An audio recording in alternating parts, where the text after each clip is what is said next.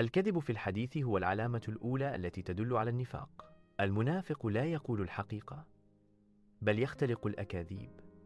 يهدف المنافق إلى تضليل الآخرين من خلال أقواله الكاذبة. هذا السلوك يقود الثقة بين الناس. الكذب يؤدي إلى تفكك العلاقات الاجتماعية. الصدق هو أساس بناء مجتمع سليم ومترابط. إخلاف الوعد هو علامة من علامات النفاق. عندما يعد المنافق بشيء فإنه لا يلتزم به. يتنصل المنافق من وعوده ويخيب آمال الآخرين.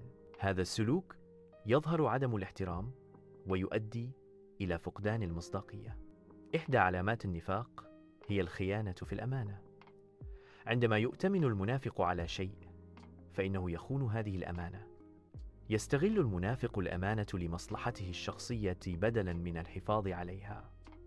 هذا السلوك يقود الثقة بين الناس ويؤدي إلى انهيار العلاقات.